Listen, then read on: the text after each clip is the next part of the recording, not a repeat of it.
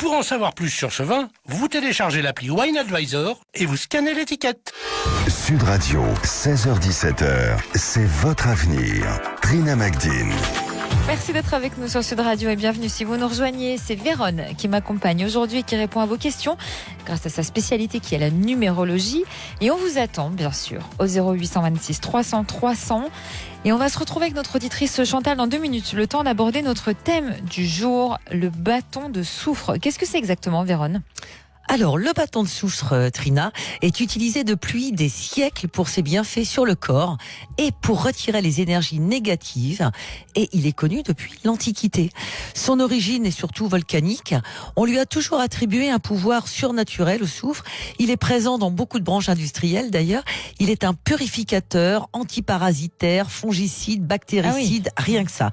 Et depuis les temps les plus reculés, on l'utilise contre les maléfices, sorts et tout ce qui peut être négatif. Alors on dit qu'il éloigne, c'est vrai, il éloigne et détruit les maléfices, apporte la joie, la bonne humeur. Et les premiers alchimistes ont donné du au soufre, son propre symbole alchimique, donc, qui est un triangle au-dessus d'une croix. Donc quand on va utiliser un bâton de soufre, ça va permettre de nettoyer les rémanences, c'est-à-dire les mémoires laissées par des objets ou des personnes. C'est pour cela qu'il est beaucoup utilisé en radiesthésie, puisqu'il va nettoyer toutes les mémoires qui vont être emmagasinées et permettre ainsi de travailler avec beaucoup plus de précision. Alors, pour un usage personnel, si par exemple vous devez vous asseoir ou utiliser une table de travail auparavant occupée par une personne qui a des énergies basses ou négatives, le bâton de soufre les nettoiera. Alors, comment ? En faisant simplement rouler le bâton sur la surface de la table ou de la chaise. J'ai imprimé un petit bâton. Oui, voilà. que j'ai montré. Évidemment, rejoignez-nous sur la chaîne YouTube de Sud Radio ou sur notre site sudradio.fr. Et donc d'autre part, il élimine les problèmes émotionnels, ça aussi c'est très intéressant, et aide à nettoyer les lieux chargés énergétiquement, mais également soi-même. Donc on le passe aussi sur le corps. Vous pouvez rouler des bâtonnets de soufre sur votre corps de la tête aux pieds afin d'éliminer des toxines énergétiques. Les chamans s'en servent pour vérifier les éventuelles perturbations émotionnelles causées par les entités. La personne doit positionner le bâton de soufre près de son oreille, et si elle entend des fissures et des sifflements, c'est un signe de perturbation. Il est dit que le soufre représente pour le corps ce que le soleil représente pour notre univers, soit une source intarissable d'énergie, de puissance et de lumière. Et un cristal de soufre en association avec la citrine, cette pierre jaune, va stimuler le désir et la volonté de guérir. Il aide aussi à remonter le moral et facilite le retour de la lumière en soi. Chantal nous a rejoint sur Sud Radio. Bonjour Chantal. Bonjour à vous deux, je suis heureuse de vous entendre. Eh bien, on est ravis que vous soyez avec nous. Alors, avant toute chose, Chantal, on me dit dans l'oreillette que c'est un jour assez spécial pour vous. Donc, je vous souhaite, au nom de toute l'équipe de Sud Radio, un très très bon anniversaire. Voilà. On m'a dit ça ce matin.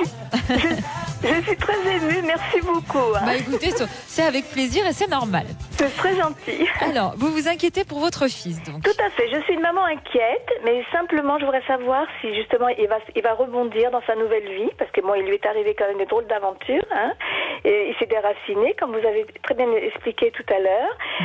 Là maintenant, il est dans le sud-ouest, et je voudrais savoir, donc il est seul, et je voudrais savoir s'il va garder sa maison, parce qu'il a retrouvé du travail, donc comment va se passer ce travail, parce que voilà, je m'inquiète beaucoup, il est loin de moi, enfin loin de nous, et donc voilà, c'était simplement savoir son devenir, quoi.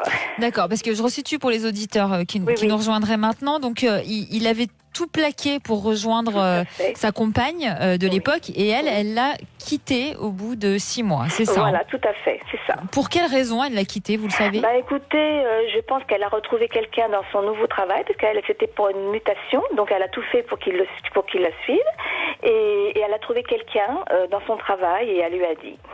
D'accord. Donc lui, il est toujours dans la même région qu'elle, ou il est revenu? Il est parti. Il est dans le sud-ouest, mais il l'a quitté un petit peu. Il a une centaine de kilomètres. Alors, Véronne, qu'est-ce que vous voyez pour l'avenir du fils de Chantal? Alors, je vais déjà regarder les énergies de votre fils, Chantal. Sa première énergie d'incarnation, il est sur un chemin de vie 5. Elle se trouve vraiment au niveau de son plexus. Il s'est réellement incarné pour vivre l'expérience, on va dire, de l'homme humain dans la matière et vivre des expériences.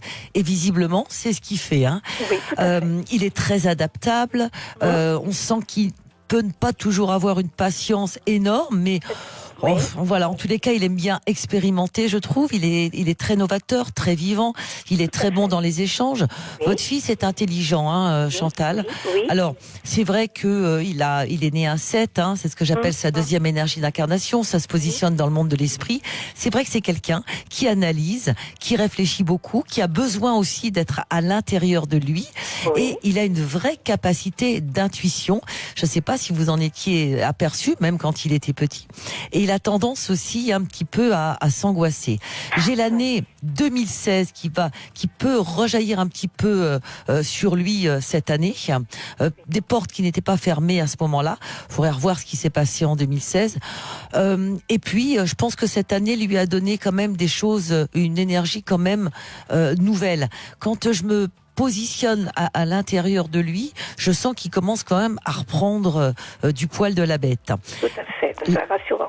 La première chose, je ne le vois pas complètement isolé. D'ailleurs, c'est quand même pas quelqu'un il a besoin de s'isoler de temps en temps, mais il connaît l'échange et il aime bien échanger. Hein, oui, ça tout à fait. Mais comme il masque beaucoup, c'est pour ça que je sais jamais vraiment les choses, parce que il a toujours le sourire. C'est un garçon vraiment formidable. Enfin, il a plein d'atouts, mais je sais jamais ce qu'il pense vraiment. Oui, s'il va pas bien.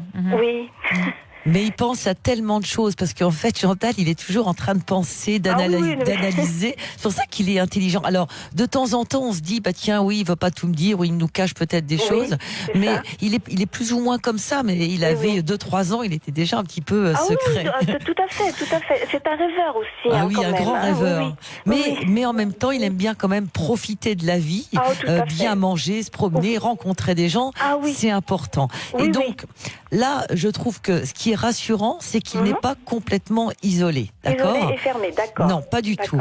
Alors, on voit nettement quand même, donc ça c'est à noter, il ressent quand même un grand sentiment de trahison par rapport à ce qui s'est passé, même s'il a l'intelligence de ne pas en parler. C'est ça. Il ne se plaint jamais, oui, c'est ça. Mais c'est la meilleure façon pour avancer finalement. Pour avancer, tout à fait, alors, je comprends. Là, pour l'instant, c'est encore un petit peu frais, donc vous voyez, c'est un petit peu comme s'il avait encore les éclaboussures de cette histoire. Il n'est pas en paix, mais il tente quand même de travailler sur lui, en fait. J'ai un homme, un ami qui est très présent. On voit qu'il veut repartir sur un nouveau chemin. J'ai bien le travail sur lui. Je suis pas certaine qu'il le garde très longtemps, mais bon, en tous les cas, il retrouve quelque chose, parce que je suis pas sûre que ça lui convienne tout à fait. Mais c'est un bon départ. Hein. Oui, c'est un bon départ, tout à fait. Et sa maison, est-ce que vous pensez qu'il va la garder ? Sa maison, pour l'instant, il la garde, mais moi, j'ai l'impression qu'il change de région, en fait. De région aussi. Il va changer de région. Il va partir. Et puis, j'ai même d'autres rendez-vous là pour son travail, en fait. Hein. Je vois des rendez-vous, des courriers. Ça sera positif. C'est positif. C'est positif. Il y a des grands changements. Mars-avril 2020. Vraiment, il reprend le fil de sa vie. Merci, Chantal. Oui. Merci à vous. Écoutez, vous êtes vraiment très très gentil. Merci. Et dites-moi juste une toute petite question. Est-ce que vous le voyez un jour retrouver quelqu'un ? Complètement. Ah oui. Voilà, vous êtes assez radical. Oui, parce que j'avais pas eu le temps d'en parler, mais complètement, voilà. Et ben voilà, que des bonnes c'est nouvelles. Super. Merci Chantal et encore bon anniversaire à vous. Merci beaucoup. À bientôt. Et puis si vous aussi, comme Chantal, vous voulez savoir quel avenir attend vos proches, appelez-nous 0826 300 300. Allez, on va se retrouver avec Patricia. Alors son ex-mari aujourd'hui décédé l'avait quitté après 28 ans de vie commune. Cette rupture avait engendré des gros problèmes financiers jusqu'à la faire ficher à la Banque de France. Elle a dû en plus payer un avocat pour le divorce et pendant qu'elle essayait de s'en sortir entre les procédures suite au décès et au divorce, elle a fait une découverte incroyable. On en parle tout de suite sur Sud Radio, ne bougez pas. Vous voulez nous rejoindre sur Sud Radio ? Appelez maintenant au 0